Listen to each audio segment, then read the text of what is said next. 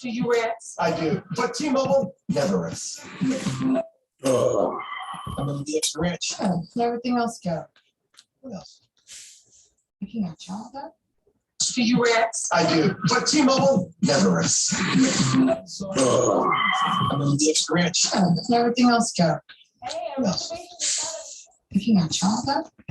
Do you rest? I do, but T-Mobile never rests. I'm gonna be extra rich. Oh, let everything else go. Hey, What else?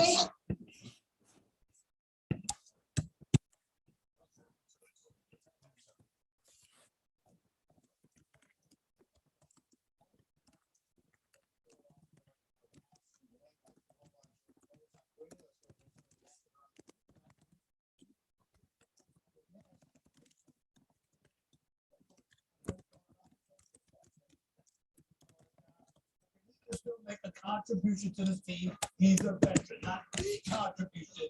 What did you feel about the defense here working the other way? That's role.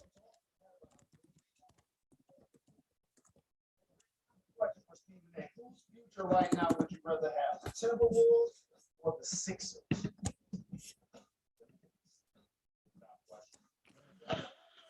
Oh, man. All right. It's Friday night. Pretty excited about a good weekend of sports. Had a real easy day at work today. I was showing up for a job. The foreman never showed up, but kept saying he was going to. So we were able to basically sit around for 8 hours and not do a damn thing, which is personally my favorite kind of work. We sat around for 8 hours. They said, "Oh, I guess we're not doing the job. See you guys later." And I was like, "Oh, cool." On a Friday, real shame. So, yeah, I'm going to do a little stream tonight. I want to start with a little bit of college football coming up. This is a big weekend. I mean, after the coaching changes, it's going to be crazy to see how, my Notre Dame Fighting Irish show up, right? I mean, like it's going to be nuts. I see Oregon and Utah are on already. I'm actually going to flip that game on right now. Pac-12 championship. Looks like Utah's already handled business. I have Utah -3, not to brag. I didn't like the way Oregon looked against them the first time. This felt like an easy bet. Oregon could still come back, but they do rely on that rushing attack with Anthony Brown. That, I mean, how are you going to do that against Utah? They're going to sell out against the run, and they're up by 2 scores. Pretty tough, pretty damning. Yeah. So let's see what else we got going on this weekend. I'm going to go check out the other slate of games here. We have Baylor and Oklahoma State. I took Oklahoma State in this one, and that's the early game tomorrow. It's Oklahoma State. It's up to 6.5. I got it at 5.5. They got I like Oklahoma State's defense. I like Mike Gundy a lot. Baylor's when Baylor's an underdog, it is tough to bet against them, though. I will say that much. Like that Oklahoma game, I should have taken the money line when Baylor played Oklahoma and really took it to them. But man, Brees, not Brees Hall. He's with Iowa State, but Oklahoma State just has that great defense, which, come on, I mean, it's the Big 12. Who plays defense in the Big 12? But Oklahoma State does. So I do like them a lot. I think I think they end up covering that game. 5.5 is always that no man's land number where you wish it was just an even 3.5. But I mean, you got to take it. You got to take it. I think if you're ever going to get up, if you're Oklahoma State, I think Mike Gundy's one of the better coaches in the nation. I remember when he wore the OA. I think he wore like an OAN shirt. Everybody freaked out. That was so funny. It's like, dude, he's a college football coach. It's not anything to get freaked out about. He's wearing a conservative news network. But yeah, I think Gundy's going to have him ready to go against Baylor, and I like what Baylor does on both sides of the ball. But yeah, I got to go Oklahoma State in that one. So let's go. Next up, we are going to go. What's the next game after that? Next big game, Georgia and Bama. I mean, Georgia and Bama. How do you top that? 1 p.m. kickoff my time tomorrow on the West Coast, the best coast, some would say, best for sports viewing at least. Yeah, Georgia and Bama. I like Georgia in this, but it's like so tough for me to like. Georgia's favored by 6.5, and I do see a scenario where they beat the brakes off Alabama early in the game. Right? Alabama always finds a way to at least get back into the game. Like I'd be sweating that backdoor cover. I'm taking this one down to game time before I bet it tomorrow. I'm going to take this one down to game time. If you're in the chat, go ahead and leave a comment, whatever you want to see happen in there. But I think Bama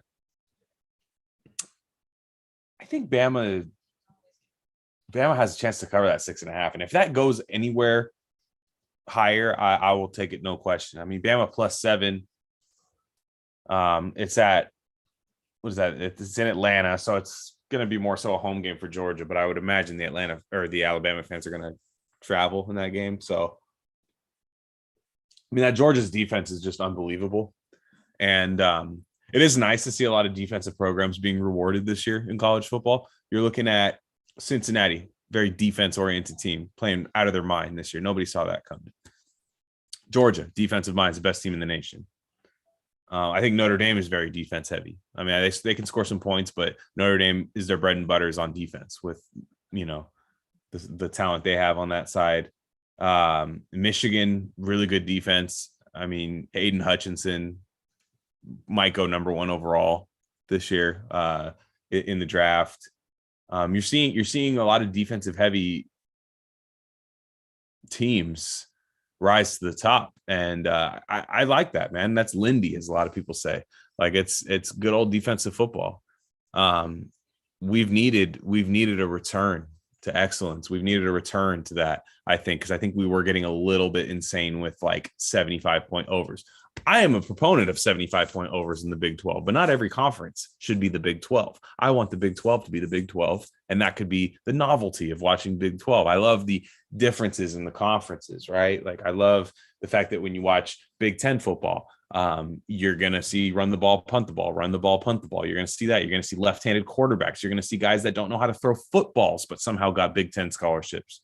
And then you'll see wide receivers who get drafted to the NFL that are 10 times better than they were in college because they had a quarterback whose elbow is not stapled to their body like what they had in college. You know what I mean? Like with that weird Phillip Rivers, like Phillip Rivers is the only guy that's allowed to throw like that. All right. I'm gonna see if I got that right. Like that like weird, like that thing. Everybody else, horrible when they do that. That's Big 12. I remember like Wisconsin quarterbacks post Russell Wilson and even pre-Russell Wilson were like that. Just horrible. Michigan quarterbacks, bad. Like that's what when I watch the Big 10, I want bad quarterbacks, great everything else. That's what I want when I watch that. SEC football, I like speed. I like speed on all sides of the ball, speed, strength. It's kind of like it's like the porn of college football. You know what I mean?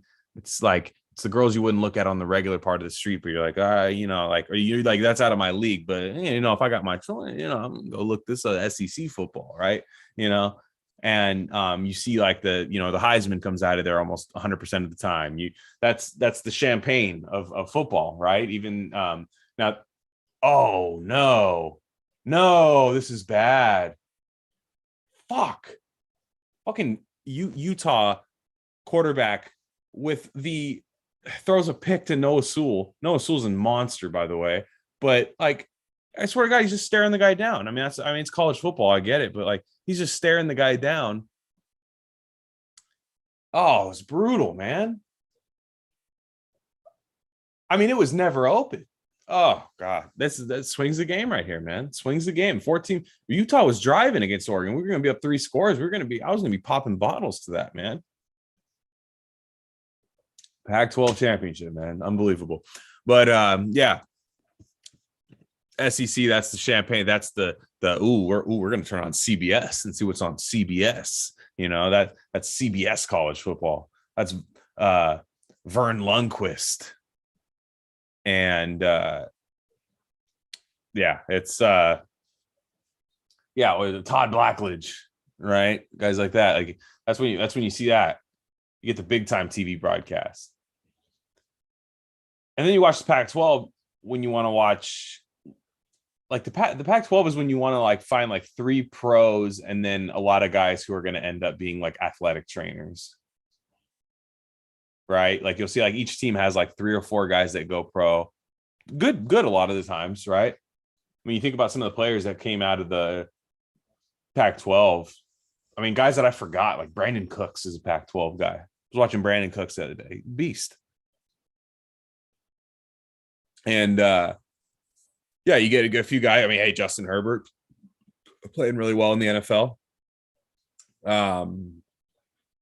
You know, a lot of people, a lot of guys are good. Christian McCaffrey, all these guys, good NFL players that have come out. Robert Woods, all, you know, they're all over the league. But then you see the rest of the league, you could always just see these guys are going to like have amazing smoothie recipes for pro athletes when you watch it. Like you watch like half the Oregon team, you're like, oh man, that guy is going to be an awesome physical therapist. Like, oh man, that guy is going to be, well, unfortunately, you know, like, oh man, that guy is probably has a degree in social sciences and he might actually use it for bad things. Yeah, it's man, Oregon's driving now, but yeah, you get the Pac-12, and there's usually a lot of speed in the Pac-12. And Pac-12 is that late nightcap, you know what I mean? It's that last little like, it's like Pac-12 is kind of like the coffee with a little splash of liquor after a night of drinking. You know what I mean? You're kind of having that little nightcap. That's kind of Pac-12. You know what I mean? When you're watching ASU against Oregon State or something, or you know, Cal against Arizona, watching that late. And yeah, I love all the conferences equally. Like Big East doesn't have football, and the Big East should never have football. They're like the Big East. If the Big East has good football, I'm out, right? And I forgot one conference, the ACC. The ACC is a hybrid conference, where I think it's the Big Ten mixed with the SEC, if that makes any sense. Like you have your Clemson. I'm putting Notre Dame in the ACC. I'm just going to put them there because they play a lot of ACC opponents and they play a lot of Big Ten. But that it kind of reminds me of the Big Ten combined with like the SEC, right? Because you do get a lot of good pros that come out of SEC programs, but you also get that sluggish no quarterback. Other than Clemson, like nobody ever has a quarterback in that conference. You get that like sluggish play, and yeah. What other conferences am I missing? Like, oh, Mountain West is always a good one. Like, you know, you're a degenerate gambler. I mean, the true degenerate gambler is betting on Tuesday Night Action, of course. I mean, you know, like we can't forget about that. But yeah,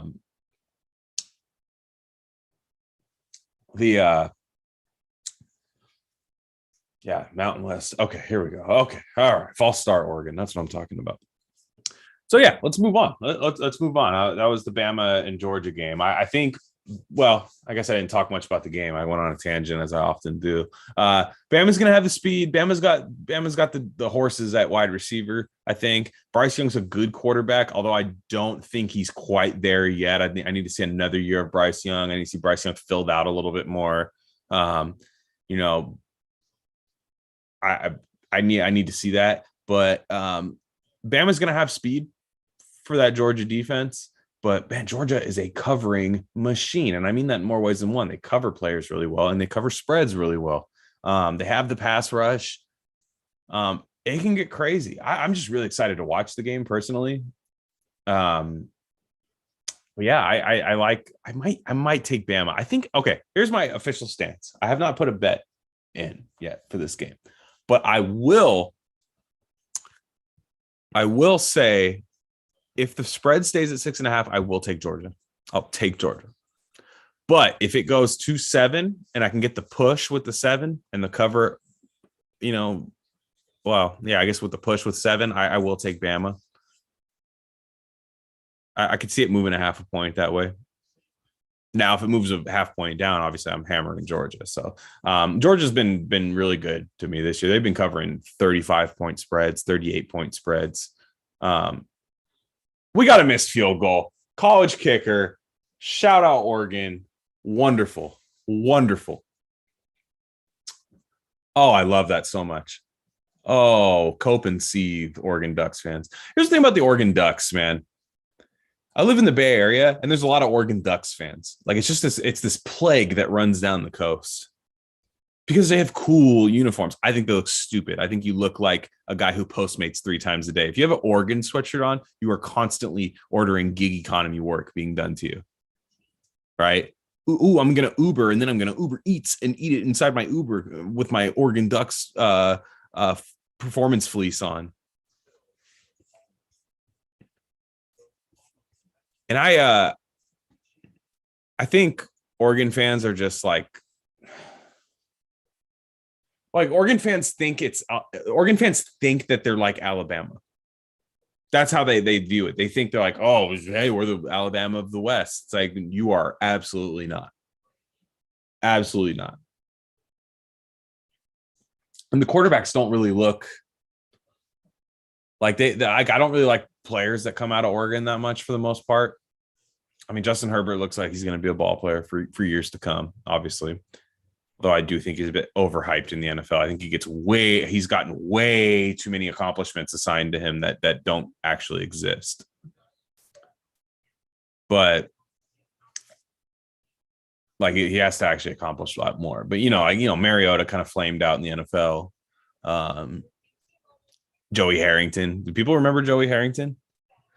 That guy was good in college. Like, I was like, man, this guy was awesome. That was like my era of college football, right? It was Joey Harrington, Carson Palmer, and then you all the way to like the Matt Leinart, Vince Young days, all the way up to like Jason White and stuff, like, and Pat White and all those guys.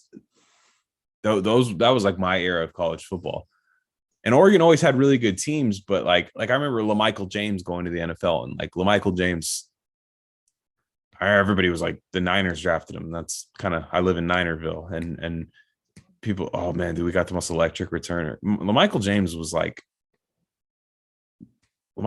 looked like Webster, man. Like, I don't know if anyone, Emmanuel Lewis, like running the football. Like, he was so small. He was fast, but he wasn't like groundbreaking, like insane fast. Like, it didn't translate that well. And that's kind of what like Oregon does. Maybe they're getting a little bit better. Like, even I love Noah Sewell. Like, but I feel like I'll only watch him on special teams in the NFL just because he went to Oregon. I think he's fantastic. Every time I watch him, he makes plays. He's all over the field. But then I'm like, oh, Noah Sewell drafted in the second round, but man, is he good on special teams. So, like he'll be a guy that got drafted way higher because he's supposed to be like an every down linebacker. But no. And moving on from that, I think let's see, what's our next game? Yeah, official stance is Georgia. I'm taking Georgia until that line gets to 7. Let's see, Houston at Cincinnati. I was surprised to see Houston was ranked 21st, to be honest. I have not watched Houston play this year. The spread is Cincinnati 10.5. Part of me thinks they can't cover that against another ranked team. Part of me thinks that. But part of me, as a Notre Dame fan, watched Notre Dame just get demolished by Cincinnati's defense. They're fast. That's a real deal defense. They got speed.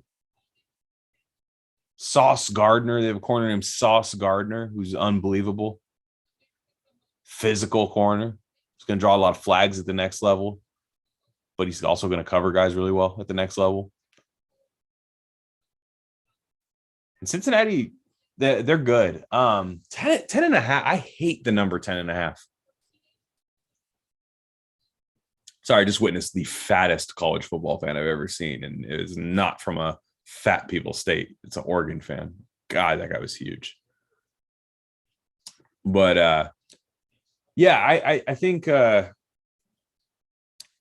number 10.5 is rough. It's really rough because you're talking about almost 3 scores, right? It's not two, I understand 2 scores could mean 14. I understand how math works to an extent. That's about the peak of my knowledge right there. That's where it caps off there as far as math. But like, you're talking about touchdown, field goal, and then some, right? And I haven't really watched Houston play that much, so I might not touch this game. When I say that, I probably will, especially because I believe it's a little bit later in the day. I'm gonna see what time kickoff is.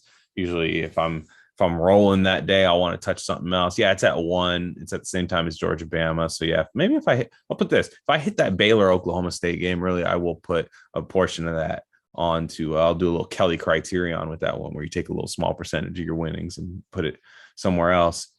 I would take Cincy. I guess the smart move is to take Cincy, right? I mean, just do it, because you'll feel like an idiot if Cincy's just blowing the doors off from 30-10 and at halftime. You'll feel stupid.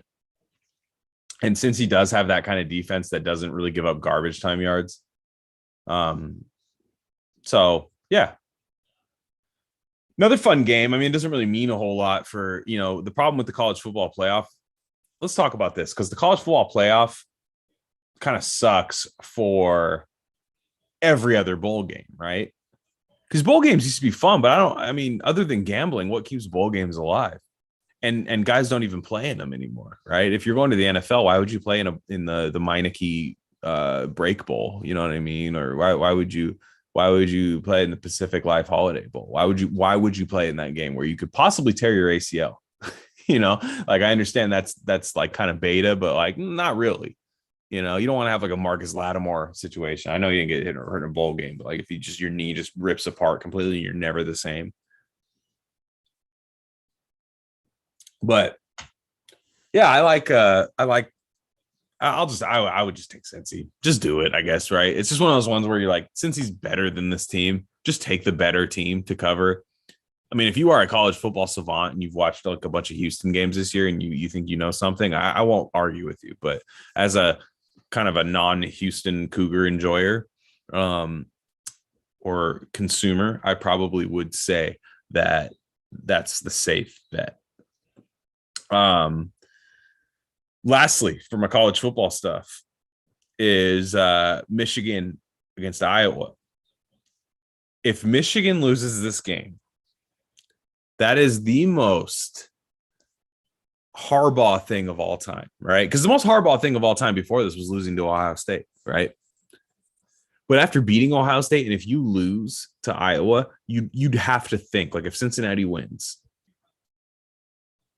you'd have to think that they would be falling just out of the playoff, right? Because Michigan lost to Michigan State, and if they lose to Michigan State and they lose the championship to Iowa, there's no way you could put them in the playoff. And I actually want them in the playoff. I like the way they play. I think they have a good product. I like the way they run the ball, because I want an all defensive team playoff personally. I don't want Alabama in there. I would love to have Cincinnati, Georgia, Michigan, maybe Alabama, right? But I'd love to have those like slug fest defensive game, like in the playoffs. I want to watch all the college football nerds say this is the worst college football playoff I've ever seen in my life. I want that stuff being said. I want the nerds mad. Defensive football makes nerds mad, and when nerds are mad, that's a net positive for the sport. So, nonetheless, if Michigan loses this game, I don't think they will. I think Iowa sucks. For a while, Iowa was a top 3 team in the nation, if I'm not mistaken. I think they were either like 2, maybe top 5, but like they were. I never thought they were good. They beat a Penn State game where Sean Clifford got hurt, and Penn State was going to roll them in that game, but that kind of propelled them to the top of the rankings. And they suck. If Michigan cannot beat them, Harbaugh should be fired. Seriously. You finally beat your guy. And like, you cannot coast off that Ohio State victory. You cannot, especially because you might have 2 more games, right? You should, right? If you handle business, you should. So, yeah, this is a huge game for Harbaugh. If he doesn't have them up for this, I don't think he should be the coach of that team anymore. Another 10.5 point spread, though. That is interesting. I actually do like Iowa covering the 10.5 on this one. I do. Michigan's very good. Make no mistake. But I think Iowa can make it ugly enough, especially late or even like stop Michigan's offense early. I think they might have the dogs to maybe stand up against that run game that Michigan has, that maybe that those outside runs that Ohio State gave up at will against Michigan. Maybe that's not the same. Maybe those don't go, but yeah, maybe those don't go. I think that's a fair thing, is to take Iowa plus 10.5. I think I might actually do that. Might actually take that. Might put that bet in now. Ooh, Utah is in Oregon territory, 4th and 1. They're going for it here. I'm going to do a live. We're live here, and then I'm going to move on to the NFL. Some games that I like. Beautiful. Oh, he fumbled. Oh, okay. Utah quarterback keeper takes it himself, gains like 15 yards, but then fumbled. But the fumble got kicked out of bounds. So Utah, the luck is in my favor here at this point. It was a beautifully designed play, but it was one of those classic things where you can almost tell when somebody's getting tracked down from behind that they're going to fumble, because it's the way they're holding it. They're not expecting someone to get hit, and that ball just shoots out. That's what ended up happening. So next up, NFL time, NFL Sunday, week 13, wild slate of games. I mean, Again, I don't believe there is bad NFL football. Are you fucking kidding me? Another interception by this quarterback from Utah. This quarterback from Utah has Oregon covering in this game. I am convinced. This guy is oh my God, dude. What is this guy? A fucking 8th-year senior or something at Utah? Did he just come back from his mission? This is awful football. He's being hit, tries to throw a deep ball while being hit. Throws it about 15 yards while his receiver was 30 yards down the field. Goes right to a linebacker. Horrible. Ugh. Keeping Oregon in the game. I have Utah -3. You hate to see it, personally. I do. So, NFL week 13. Huge playoff implication games, huge division games this week. Well, yeah, a few of them actually. Yeah. Of course, there are. I knew there were some big division games this week. Let's start. Buccaneers and Falcons. Not going to talk too much about this. Buccaneers -10.5, and so they're going to be missing Mike Edwards, one of their safeties, who had a huge. I believe he had the pick six against Atlanta earlier in the year. He faked the vaccine card. Chad move, in my opinion, but whatever. The NFL disagrees. And along with Antonio Brown, the Bucs are an interesting thing, but I don't know if I can trust the Falcons in this game. What I do like in this game is I like the over. The over under is 50.5, and I think it goes over that. I think this is going to be very similar to the first game that they played, where it was just like I was in the 30s, both teams. One team was in the 40s, one team was in the 30s. It was wild. But I do think the Buccaneers Falcons just take the over in that game. That it's another 10.5 point spread. I hate that number. 10.5 is the worst number to bet on ever. If I could pick it, 10.5, 7.5, 3.5, horrible numbers. Cardinals and Bears. Justin Fields still out. I haven't seen if Kyler Murray is going to play yet. Let me see. Was Kyler Murray going to play this week? Let's see. Because the spread tells me Kyler Murray's playing this week. So let's see. Is he going to play this week? We're looking this up right now. They're going to be game time decisions, but now I think actually a decent bet is the Bears plus 7.5 at home. Because if Murray doesn't play, or if he's playing super hurt and running a little gingerly, I kind of like the Bears keeping that game close. And, the Cardinals are coming off I believe they're coming off a bye. And if it's Colt McCoy, who I actually think Colt McCoy is a very serviceable backup. He throws to Zach Ertz, who's on my fantasy team, who I love. One of the pickups of the year, a lot of media people are saying. But I kind of like the Cardinal or the Bears covering 7.5. Can we have a little bit of that as a treat? Because that's looking pretty decent. The Bears don't have Khalil Mack for the rest of the year, but I feel like they do enough on defense. They do enough. They're not good. They're not a good team. They're bad, actually. But I think they do enough. And Hopkins might not play either. So if you don't have Murray or Hopkins, I like the Cardinals still winning in that game. Obviously, like I could see them winning by 6 points in that game, no problem. But it is on the road. I could imagine the weather might not be great at this game. Like it's Chicago. Well, showers. Yeah, showers with a high of 48 and a low of 35. I mean, that could be. I can't imagine Arizona loves playing in that weather with the stuff they play. Now they can run the ball with James Conner, and they do have a good run blocking offensive line. But I like the Bears. I might take that game. Actually, I haven't bet that game yet. I do like it. Chargers Bengals. I think this is actually game of the day, in my opinion. Let me make sure I'm not jumping the gun by saying that here. Game of the day. Yes, I am correct because the game of the week is on Monday. But game of the day. Chargers and Bengals.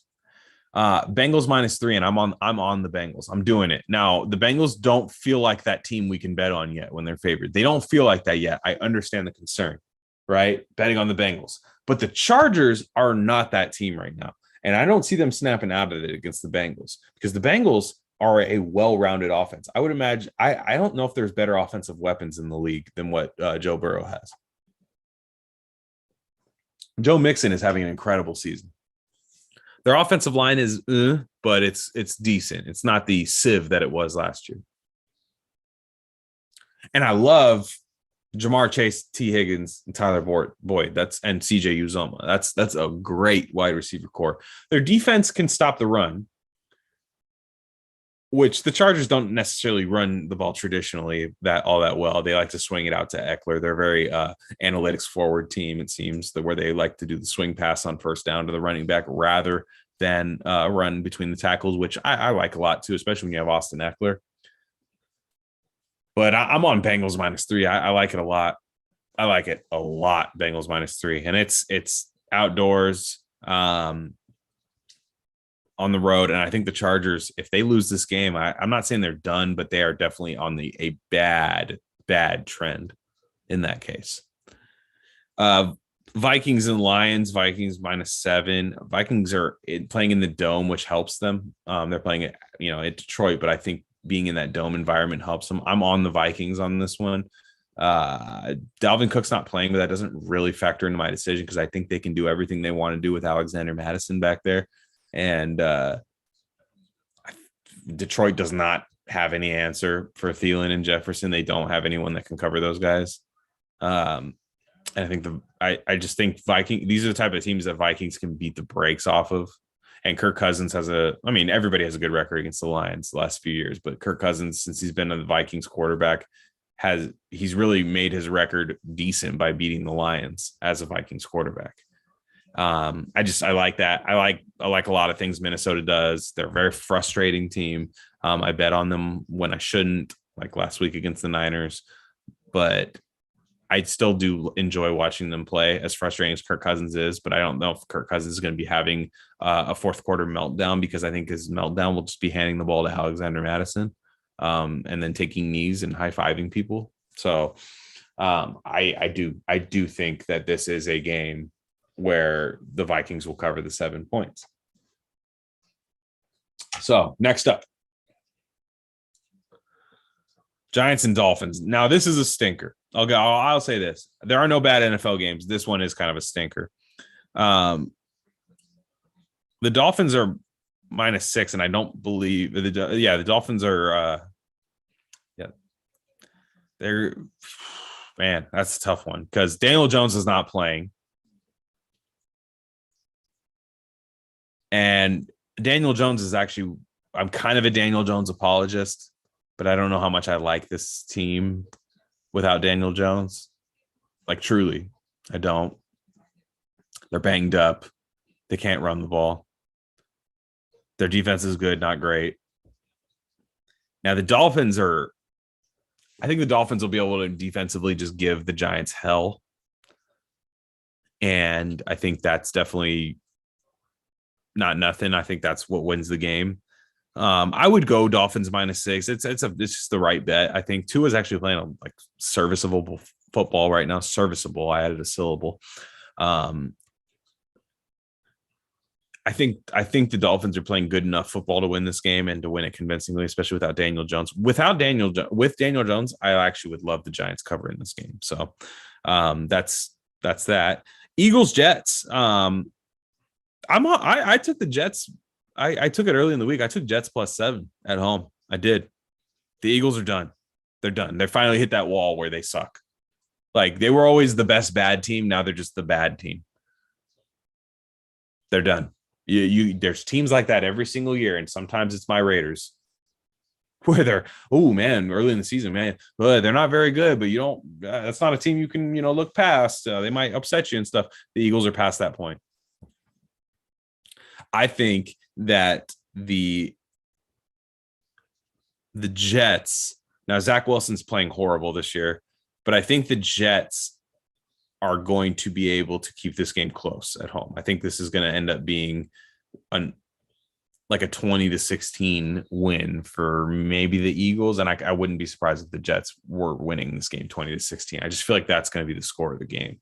So I am going to take the Jets on this one. Not super confident about it, but I don't think Philly deserves to be favored by a touchdown over anybody right now, especially on the road. Colts and Texans. Ugly game. Just hold your nose. I got Colts -9. It's up to 10 now. Just take it. They can't stop Jonathan Taylor. The Colts had a bad loss last week. They need this game. They have to win this game, or else they're essentially out of it. They'll be 6-7. You don't want to be 6-7. So they will have to. They're gonna have to get this done. And the Texans. The Texans can spoil you every once in a while, especially in the division. We all saw what they did to the Titans a few weeks ago. But I do think the Colts just have that,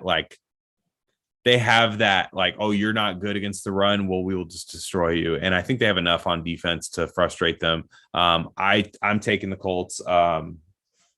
If that game ends up, being a crazy Houston cover, it's the AFC South. It's the least paid attention to division in the NFL. Things can happen. I understand. But I think they're just the right move when you're sitting down on Sunday, getting ready to roll, and you're like, I got a beer in my hand. And I just want to feel confident about my pick for a while. I think taking the Colts -10. I think that's better. I think that's fine. I have it at 9. Not 9 to 10 is not a huge difference, but I do have it there. So Carson Wentz is still playing good football. So I think that's good enough with Jonathan Taylor in the run game to convince me to put money on a high spread over a touchdown. It is on the road though, but still it's in a dome. Indy's a dome. Houston home field. I can't imagine Houston Texans home crowd for a 2-9 team this year that has no superstars, no anybody playing. God, I hate Utah. Overthrew a wide open touchdown. That's Pac-12 football for sure. Oh man, they got the ball back and it was in a great double move by the slot receiver, and then the quarterback just didn't hit it. I hate this Utah quarterback. He's got a C on his chest, which stands for can't throw apparently, because he's just been putting the ball in harm's way or not throwing catchable balls to wide open players who would walk into the end zone. Anyways, Jaguars and Rams -13. The Rams know this is the only game that they will be guaranteed to win, right? They're guaranteed to win this game. They're playing at LA. It's at home. The Jaguars fans aren't going to fill up that stadium like maybe a bigger name opponent will. And I think the Rams are pissed. I think they're going to be mad. And I think this is going to be just like a whipping, if anybody watches Succession, right? Like Tom Wamsgans, one of the guys, he thinks he's going to jail, right?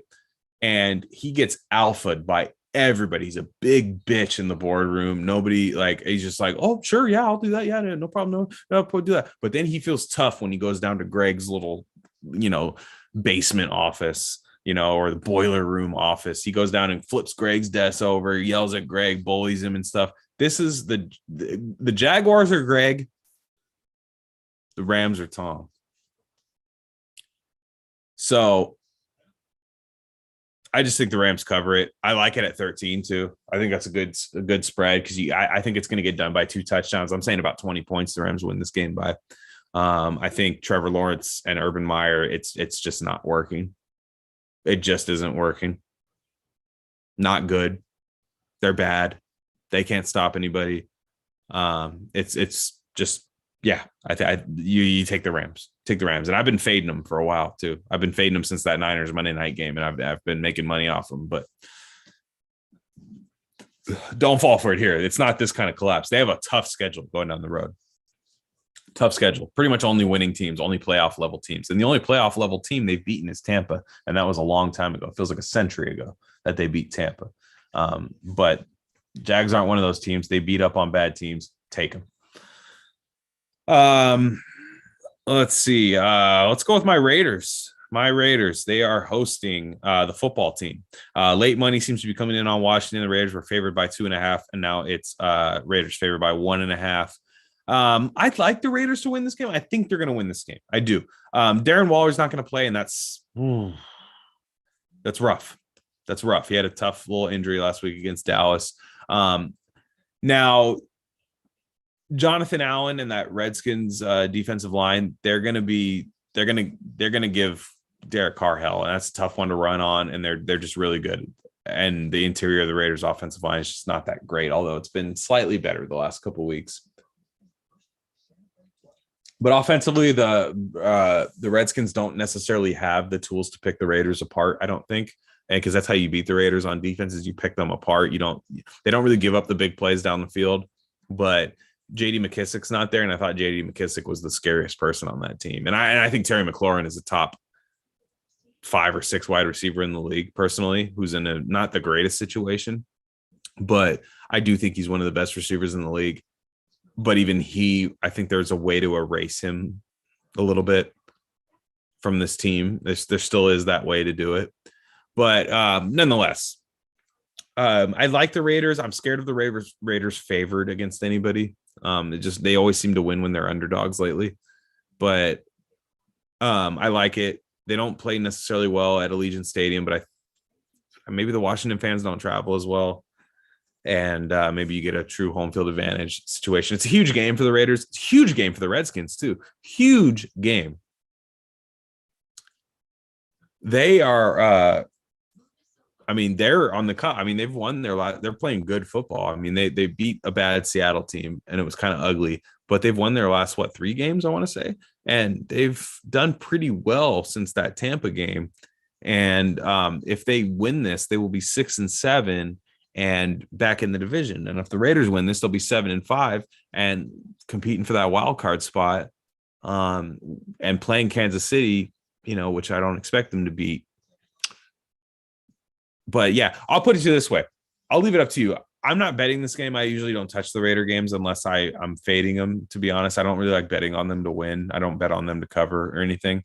But I do think whatever you like in this game, if you like Washington, just take the money line. It's only 1.5. Just take the money line. You'll get better odds. And how many games? What are the odds that your bet doesn't hit because of 2 points, right? For the most part, if just take Washington to win outright. I doubt they're going to lose by 2. Maybe a last second field goal, sure, but I think this is going to be a game where I expect this game to be won by 7 points in either direction. You know what I mean? I could see the Raiders beating this team by 7 points. I could also see Washington dominating the game too. It's 2 scenarios I see. So next up, Ravens and Steelers. Ravens and Steelers is up. I am okay. The Ravens are favored by 4.5, and I have a lot of takes about this game.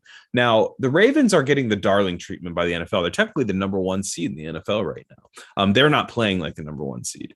Lamar Jackson has been playing probably the worst football I've ever seen him play during the regular season right now. It's not looking good. And I expect Pittsburgh to have a plan for Lamar Jackson. This is why you field your team. Mike Tomlin's a great coach, and it looks like they're getting a little bit healthier on defense. And I just think since that Miami game where the Miami was blitzing the hell out of Lamar and kicking his ass, to be quite honest. And I think that,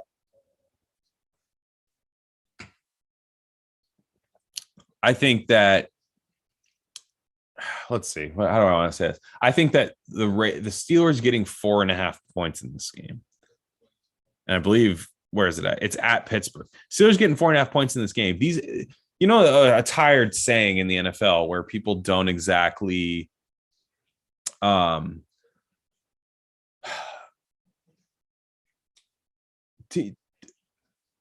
they don't exactly, like, people say throw the records out in this rivalry. That doesn't always happen, right? You don't always throw the records out. Sometimes the records matter. I think in Ravens Steelers, that's a rivalry where it really doesn't matter. Raiders Chiefs can be like that at times too, especially when both teams are really bad. Or even like when the Chiefs used to be really good, the Raiders used to give them hell when they were like picking first in the draft and stuff. But I do think that you're going to see, I take the underdog in a lot of these games, these big rivalry games, especially when they're at home. Ben Roethlisberger is the worst quarterback in the NFL out of starters. Maybe Jared Goff would have something to say about that, but I think Ben has way better weapons to throw to. He's not playing well. I do think there's enough, because these games don't seem to be determined by quarterback. Ravens and Steelers, they always seem to be determined by pass rush, by weird deflected plays, weird personal foul penalties. Like, it's a great rivalry. I love Ravens Steelers. I'm sad that I won't be able to watch this because I'll be keyed in on the Raiders game. I hate that that's at the same time. That game should be a 10 a.m. game that I should be plugged into, but it's at 1:25. And I don't like that. Now it is Raiders are 105 kickoff, so at least I could stagger and watch a little bit of the halftime. But yeah, I'm not a big fan of that. All right, next up, Niners at Seahawks. I'm doing something a little bit crazy. I'm betting on the Seattle Seahawks simply because of the rivalry. The Seattle Seahawks just have the 49ers number. They play well enough to beat the Niners every single time, and they're at home. They're getting 3.5. If you're betting on an underdog 3.5 at home, that's so good, because that last second field goal never hurts you when you got 3.5 in your pocket. So even if the Niners do pull off a late Robbie Gould field goal at Seattle, you got the 3.5 points to spot you. It's just weird. The Niners always look bad against Seattle. And I know Seattle's bad this year, but even if you went back earlier in the year at Levi Stadium, they looked horrible against the Seahawks. They just didn't have it right. Now you do have Russell Wilson, and it doesn't look right with his hand. I know people are saying he's having a down year, and I do think he's having a down year, but there are some open throws he's missing, and I think it's fair to attribute that to his pinky, because it doesn't look like an arm strength issue. Oh, that's what I'm fucking talking about. Beautiful throw down the seam after me just ripping this quarterback to shreds. Beautiful throw down the seam on 3rd and 14. That was like a Madden 4 verticals where you hit the tight end going, or the inside receiver that just runs that deep kind of crosser. Oh, beautiful. So yeah, Niners and Seahawks. I do like Seattle in that game. Again, Niners Seahawks is very much Steelers Ravens, although Seattle just has the Niners number. The way the NFC works, if you're a betting person, if you're taking just money lines and you're taking outright winners, the Rams own the Seahawks. The Rams will always beat the Seahawks. The Niners will always beat the Rams. And the Seahawks will always beat the Niners, right? And Arizona is the wild card. Whoever's playing Arizona, that fluctuates. But those three teams, that triangle, that's a flow chart that you could make that. Take that every time. I bet you win more money than you lose. Again, I'll say it again. The Niners always beat the Rams. Rams always beat the Seahawks. Seahawks always beat the Niners. That's all I'm saying. Check the records. Telling you. Okay, next up, Broncos at Chiefs. This is Sunday Night Football. The Chiefs, it's down to 9.5 right now. I got it at 10. I took it right away. I took the Broncos to cover that game. Chiefs are playing really good football right now. They're back. Now, the thing is their defense is bringing them back. It's not their offense. I still think their offense is struggling a little bit. I don't think their offense looks as natural as it did. And maybe this could be the game it turns around. I'm not saying it won't be. But the Denver's been playing pretty damn good defense lately, and that's how they've been winning games. They've been playing pretty damn good defense, good enough defense for me to say that I think that the Chiefs cannot beat them by more than 10 points. That's why I took them. That's why I took the Broncos. Denver on offense definitely has their limitations at quarterback, whether it's Locke or Bridgewater. They just have their limitations. They don't have the quarterback that they need back there. But Patrick Surtain's really emerging as a top DB, and they've got a lot of other stuff on that defensive line. They've got some good talent. They're well coached on defense. I think they're able to keep this game manageable before you have to pull the fire alarm. I think that's all when you bet on a team at 10 points, you have the fire alarm situation where you're like, when do you pull the switch, break the glass? And I'm not sure that happens in this game. I think the Chiefs win this game by a touchdown, but Denver keeps it there the whole time. Maybe the Chiefs pull away a little bit late, but you have a 10-point buffer. You have 9.5 points now. It's why you always take these games. When you see a spread you like early in the week, you're probably not going to like it more by game time. Take it early in the week. Primetime game. I actually think it's going to be a good game too. Good, solid game. Monday night game. Patriots at Bills. The Bills are favored by 3 now, and it was 2.5. I took Patriots money line earlier this week. I think Belichick is going to have an insane game plan because they're playing very good defense right now. And the Bills offense, it's good.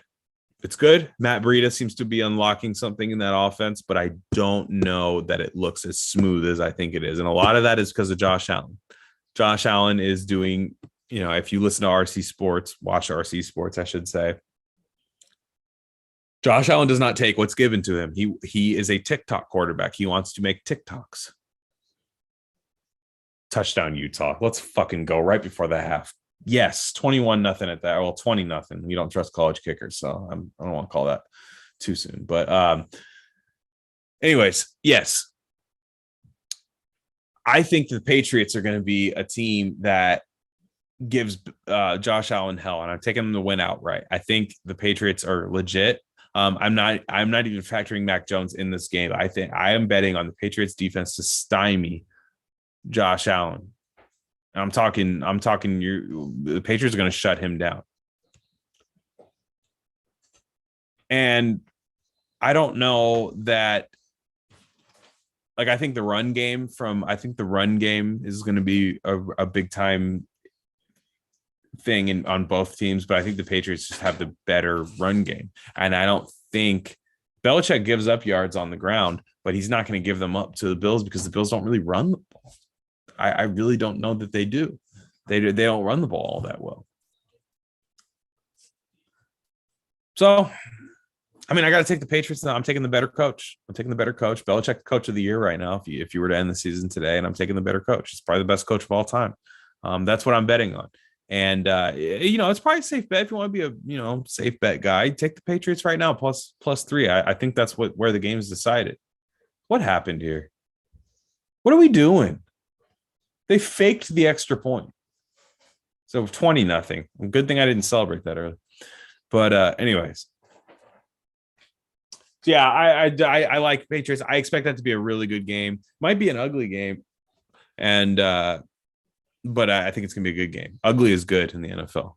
Good ugly game. You need that. It's a palate cleanser, right? Sniffing the coffee bean when you're smelling the weed strains at the cannabis club. It's good. So yeah.